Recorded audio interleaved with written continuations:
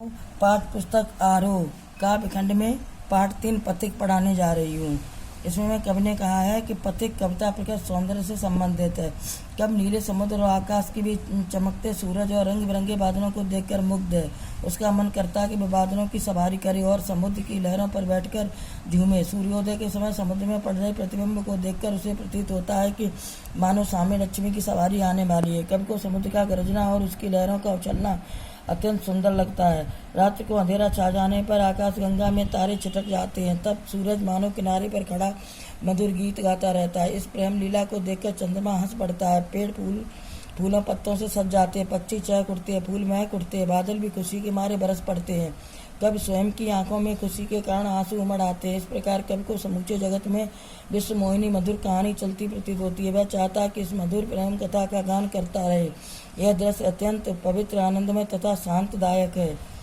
पद्यखंड प्रतिक्षण नूतन वेश बनाकर रंग बिरंग निराला रब के सम्मुख थिरक रही है नम्य बारिद माला। नील समुद्र मनोहर, ऊपर नील गगन है, घन पर बैठ बीच में विचरूं यही चाहता मन है।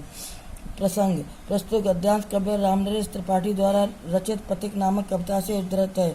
इसमें पथिक सागर के किनारे खड़ा है, सामने सूर्योदय हो रहा है, वह शोभा पर मुग्ध है। इस सौंदर्य को देखकर उसके मन में यह भाव आता है। व्याख्या मेरे सामने सूर्य और बादलों का समूह है। इनके सौंदर्य को देखकर ऐसा लगता है मानो बादलों की मंडली नित्य नए और रंग बिरंगे रूप बनाकर सूर्य के सामने नाच रही हो। नीचे मनोरम नीला समुद्र और ऊपर नीला आकाश है। ऐसे में मेरा मन चाहता है कि मैं बादलों के बीच बैठकर आनंद विहार करूं। विशेष मानवीकरण अलंकार के प्रयोग से कविता सजीव बन पड़ी है। इसमें अनुप्रास अलंकार है। रंग बिरंग नीचे नील गगन, संस्कृत निष्ठ कोमल मधुर शब्दावली का प्रयोग हुआ है। अगला पद्यखंड रत्नाकर गर्जन करता है, मलय अनिल बहता है, हरदम यह हौसला हृदय में प्रिय भरा रहता है। इस विशाल विस्तृत महिमा में रत्नाकर के घर के कोने कोने में लहरों पर बैठ फिरूं जी भरकर। प्रसंग इसमें पथिक सागर के किनारे खड़ा है, सामने सूर्योदय हो रहा है, वह इस शोभा पर मुग्ध है। वह समुद्र की गर्जन और सुगंधित हवाओं को लक्ष्य करके अपनी प्रिय से कहता है। व्याख्या मेरे सामने खड़ा समुद्र गर्जन तर्जन कर रहा है, साथ ही मलयागिर से निकलने वाली सुगंधित हवाएं बह रही हैं। हे प्रिय, इन्हें देखकर मेरे मन में यह उत्साह सदा भरा रहता है कि मैं इस विशाल विस्तृत और महान सागर रूपी घर के कोने कोने में जाऊं, इसकी लहरों पर बैठूं और जी भरकर उसमें विहार करूं। विशेष नंबर 1 प्रकृति का रमणीय वर्णन है। दूसरा विशेषणों की झड़ी से कविता सुंदर बन पड़ी, जैसे विशाल विस्तृत महिमामय। अगला रत्नाकर का मानवीकरण किया गया है, इसमें काव्य में सजीवता आ गई है। अगला कोने कोने में पुनरुक्त प्रकाश अलंकार है।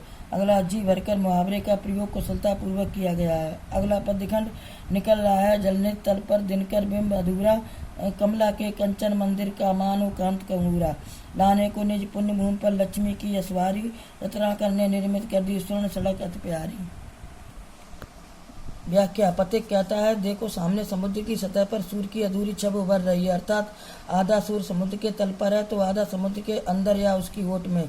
उसके सौंदर्य को देखकर ऐसा प्रतीत होता है मानो यह लक्ष्मी के स्वर्णिम मंदिर का चमकता हुआ कंगूरा हो, अर्थात समुद्र लक्ष्मी का सुनहरा मंदिर प्रतीत होता है और सूर्य उसका उज्जवल कंगूरा। ऐसा लगता है मानो लक्ष्मी की सवारी को इस पुण्य धरती पर उतारने के लिए स्वयं समुद्र देव ने बहुत सुंदर स्वर्णिम मार्ग बना दिया हो। विशेष समुद्र में सूर्य उज्जवल रश्मि रेखा को देखकर उसे लक्ष्मी की सवारी के लिए बनाई गई स्वर्णिम सड़क कहना बहुत मनोरम कल्पना है।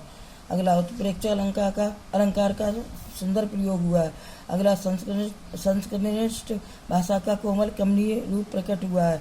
अगला इसमें अनुप्रास अलंकार है। छंद पूर्ति के लिए सवारी को अस्वारी कहा गया है। अगला रत्नाकर का मानवीकरण किया गया मानवीकरण अलंकार है। अगला पद्यखंड निर्भय दृढ़ गंभीर भाव से गरज रहा सागर है, लहरों पर लहरों का आना सुंदर अति सुंदर है। कहो यहाँ से बढ़कर सुख क्या पा सकता है प्राणी, अनुभव करो हृदय से हे अनुराग भरी कल्याणी। बच्चों शेष पाठ कल पढ़ाऊंगी।